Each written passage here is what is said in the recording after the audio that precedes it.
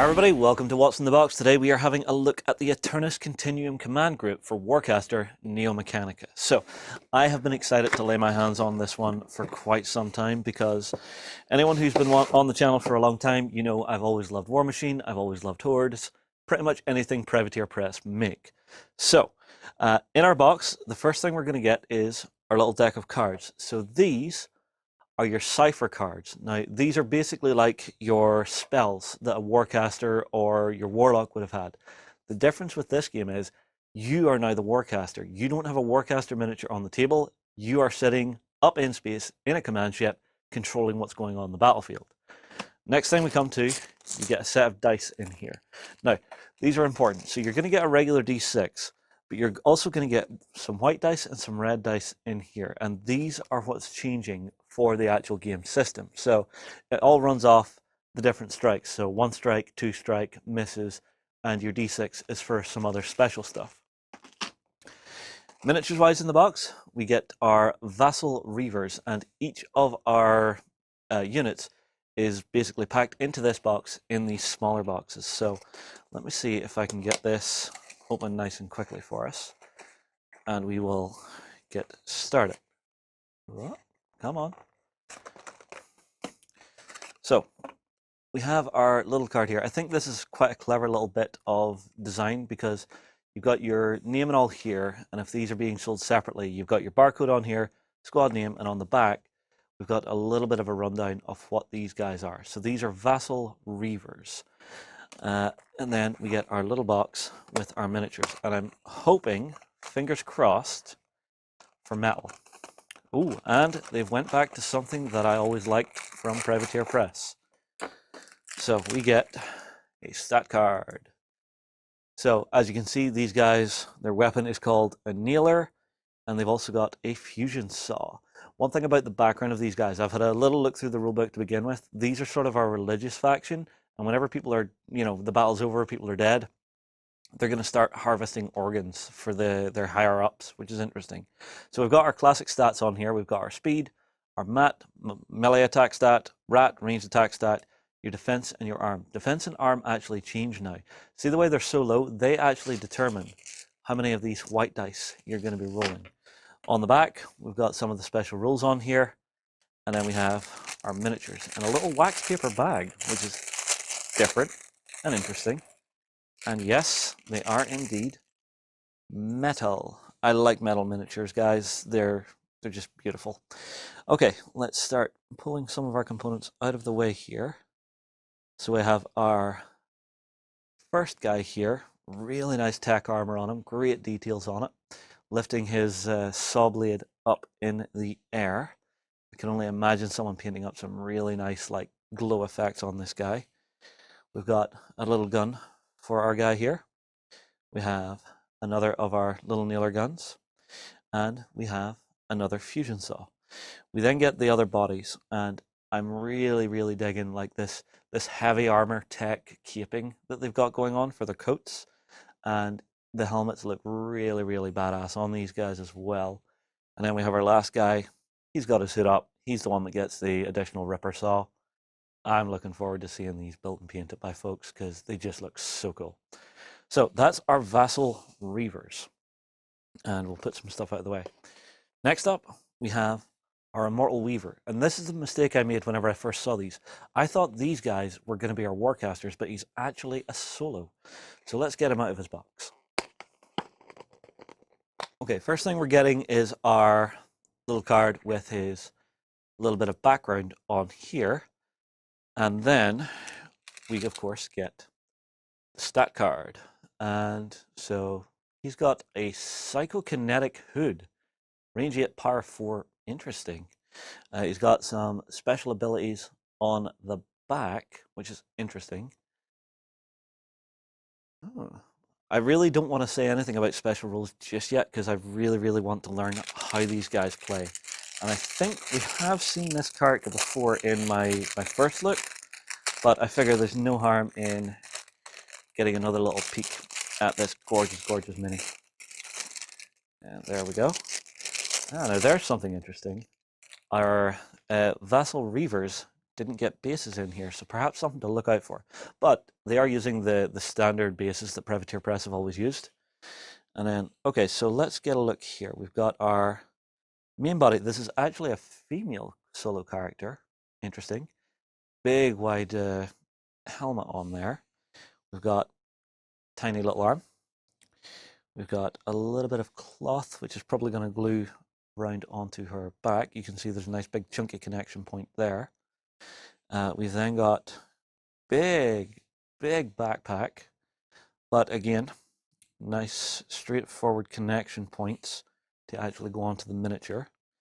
And then we've got the other arm, which is holding some form of power orb. And we've got a little bit of metal flashing in there, a little bit of free metal.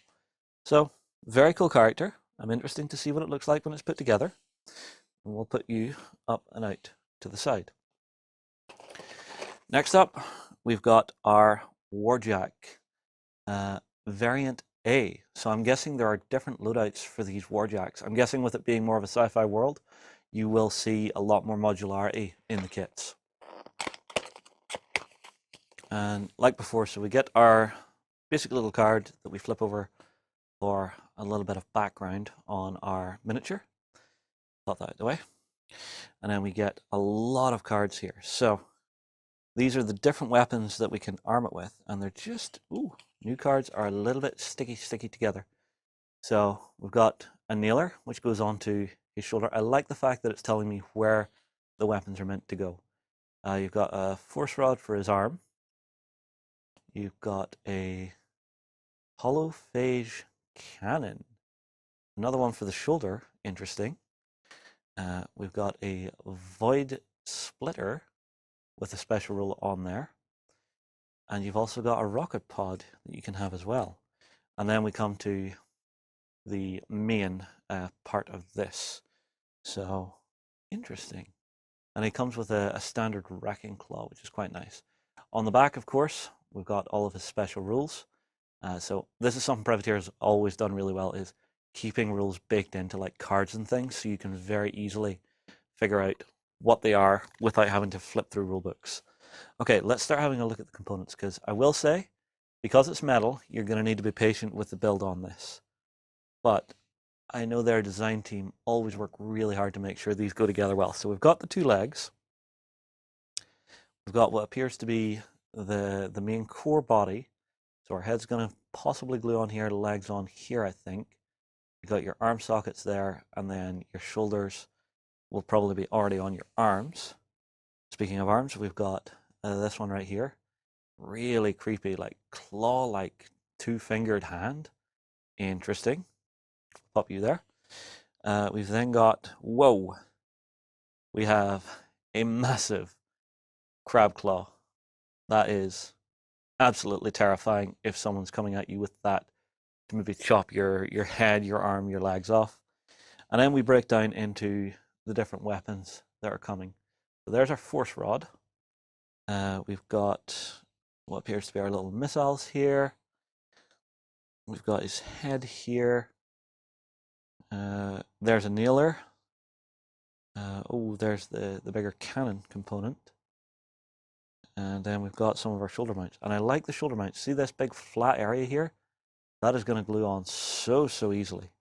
We'll pop that in there. And then we have another little shoulder mounted piece here, I think. Or is that? Ah, I think it's mount that you're gluing on and then gluing your weapons on top of that. And that looks to be possibly a second head. Interesting. This one's probably going to take a little while to put together, but I like working on big jack kits like this that are in metal. And then we come to our last miniature in the box. So this guy is our Marauder. So we've got another solo in here. So instantly this is giving us some great tactical flexibility. Okay, so for our Marauder, we get our little card with his little bit of background, which is nice. It's really nice to just be able to get a feel for what a unit is. And then we come to his stat card. So we've got his like points cost, you know, how many is in a unit, his deployment cost, which is important, which is something very different in this game that we'll get onto later. And then he's armed with a shredder and a claw, and his special rules are on the back there. Okay, so we will get his main body. He is a big hulking guy. And with it being a very classical style, our big hulking guy has an itty bitty teeny weeny head. We have his shredder, which is a very nice sort of Gatling style sci-fi cannon on a robot arm, which is nice. And then we have his claw. And the claw looks like, the jaws of life, fully sci-fied up. I'm digging this. And then he comes on a medium base, whereas our Jack comes on the bigger base. Right, that is it for our miniatures, but there is more in the box. So if I've been clever, which I hope I have, we obviously get a token sheet, because this game is going to be running on tokens. So we've got a round tracker in here. One of the key things about this game is you have like pulse rounds. So as you're taking turns, this will start cycling through to tell you when or if you're in a scoring zone.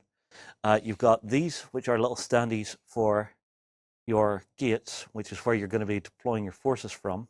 And then you've got some fire stats effects. You've got your arc counters here, because arc is kind of like your focus or your fury in this version of the game. And then you've got like disabled effects, you've got permanent objective markers, you've got corrosion on here, you've got like lockdown markers as well. And I think these are like mobile objective markers if you've maybe grabbed something and you're running away with it. Last thing we get in our box, and it makes me so happy to see this, you get the full Neo-Mechanika Warcaster Neo-Mechanika rulebook. So this is basically going to give you everything you need to play. So you've got full background on the world, you've got breakdowns on what you're getting in boxes, and as you work through, you're going to actually get through into your full rules. They're still using the old school volumes, which I quite like. And then further to the back, if I can quickly flick to it, you're going to get all your different missions to get you up, running, and playing. So I am very happy with this command group. It looks like you're getting enough miniatures in here to have some fun with. I'm not sure what's happened with the bases. I'm guessing there's maybe just a little mispack has happened. But if you ever get something like that with any company, just reach out to them, give them a little email, say, hey, I bought your kit. This little thing is, off or missing. Could you perhaps maybe post me one out? All of them are always really happy to help folks out to make sure they're getting their games on and having fun with it. Right, I think next up for me, I'm going to build these. Okay, I've got the Aeternus Continuum built. Metal minis are metal minis. These did take quite a little bit of work to get done, but I really enjoyed it.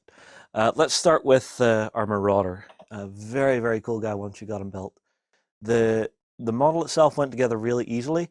I did change the posing on the arms just because I like the idea of having this big, like, jaws of life claw arm pointed up the way, and the other gun pointed slightly back the way. I think he just looks really cool and badass like this. What else have we got here? So my Scourge. Okay, this one, there are options on this. So I believe I gave him, what all did I put on him? I gave him the Nailer, which is up here on the shoulder. I gave him the Force Rod, which is on his arm here. And I gave him the Holophage Cannon, which is up on the other shoulder. And this is a really, really aggressive looking Warjack, and just absolutely horrifying whenever you see him. Horrifying in a good way. The sculptors came out absolutely fantastic. Whoever did this, really nice job. We then, of course, got our Immortal Weaver for this faction. Really interesting one, because everything went together pretty quickly. The way I built it was, so the first thing I did the little tabard at the back, and then I did both arms, and then I did the big backpack. If you do the big backpack too early, it is going to be a little bit difficult to get everything else into position, but I think it just looks great. And once it's got some paint down on it, it's just going to turn out into a fantastic miniature. The last one is the Vassal Reavers. These guys, they were super simple to put together. Just a little bit of glue and just hold it in position for long enough for it to catch. And they look great when they're done. So this is our first one. He's got his gun and his axe, or his saw. So I imagine these guys just walking through after the battle's done and running that saw down someone's, chest and just cutting out any bits that they need to take back home with them. And then our last guy with the hood up. Yeah, I mean, this is a faction and a game where I think you really need to start playing around with learning to do some very, very basic glow effects. And I may have a word with John to see if I can maybe get him to do maybe a tutorial on that. Anyway, that is the Continuum. Yep. Continuum. I'm bad with names today, so drop your comments down below. Tell me what you think. Are you looking forward to playing the game? I'll move on. I'll see you again soon. Go ahead and check out our other content on screen now. And while you're at it, why not hit subscribe and remember to ding our dong. Go on, you know you want to click it. Go on.